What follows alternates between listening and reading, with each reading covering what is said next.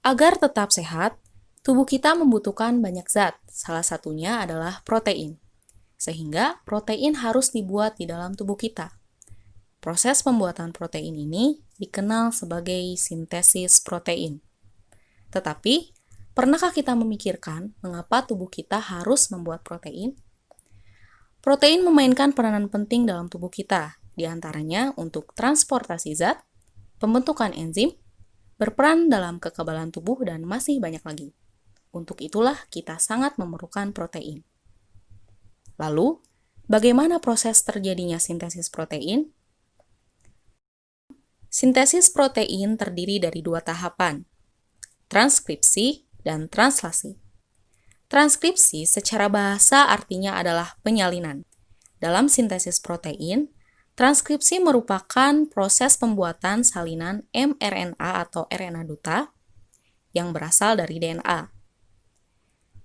Adapun translasi secara bahasa dapat diartikan sebagai terjemah. Dalam sintesis protein, translasi merupakan proses penterjemahan mRNA menjadi protein. Jadi, singkatnya, sintesis protein adalah proses DNA menjadi mRNA, lalu mRNA menjadi protein.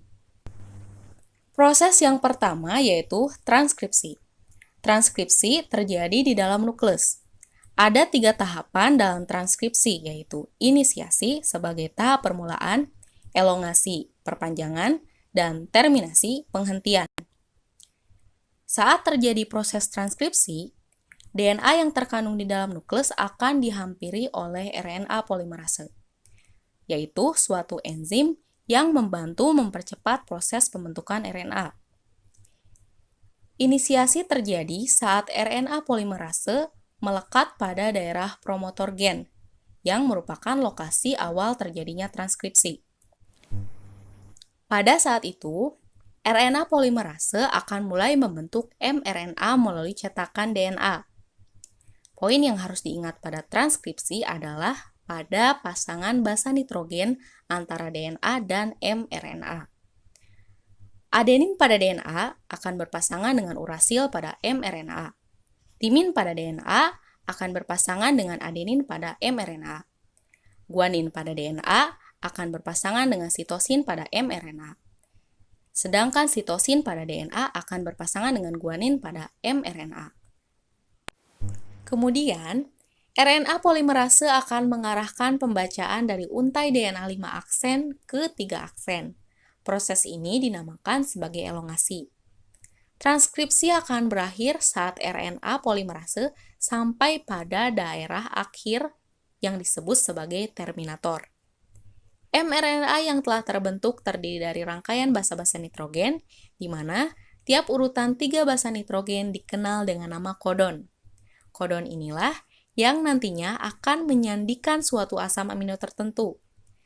Selanjutnya, mRNA akan meninggalkan nukleus melalui pori-pori nukleus menuju sitoplasma, yang menandakan telah berakhirnya tahap transkripsi.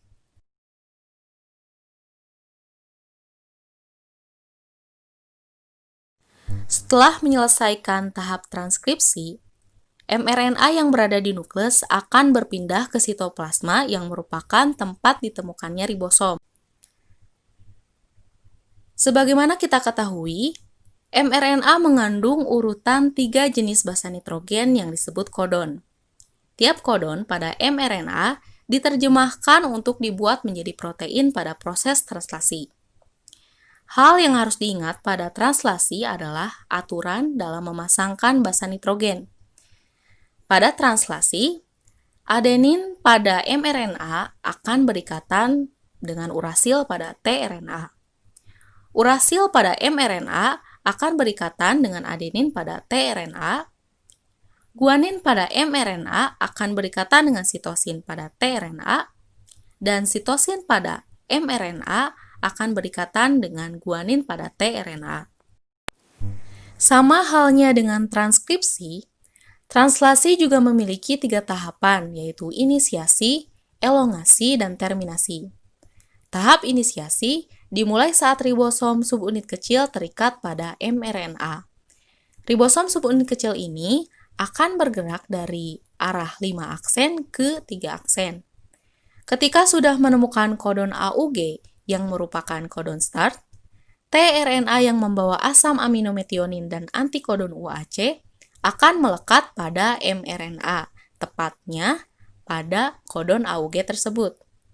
Antikodon yang melekat pada kodon merupakan basa nitrogen tRNA yang komplement pada kodon mRNA.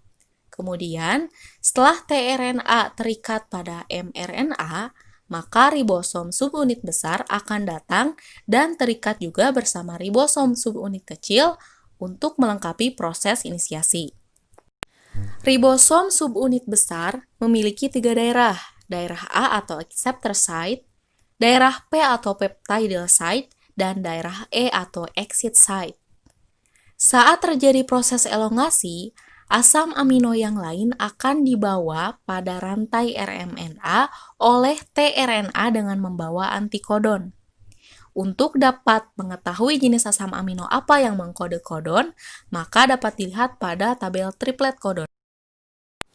Selanjutnya, asam amino yang baru ini akan memasuki daerah A, lalu ikatan peptida akan terbentuk di antara kedua asam amino pada daerah P. Saat itu, ribosom akan berpindah ke triplet kodon lain yang ada di mRNA, sehingga tRNA yang sudah melepaskan asam aminonya akan berada di daerah E dan bersiap untuk keluar. Kemudian, daerah A bersiap untuk ditempati tRNA yang baru. Siklus ini akan terus berulang sampai pada tahap terminasi. Terminasi terjadi ketika salah satu dari 3 stop kodon berada di daerah A. Kodon ini dikenali oleh protein yang dinamakan sebagai release factor. Saat release factor memasuki daerah A, secara otomatis polipeptida akan lepas dari ribosom, dan ribosom pun akan berpisah dan bersiap untuk melakukan translasi yang baru. Nah, polipeptida inilah yang dikenal sebagai protein.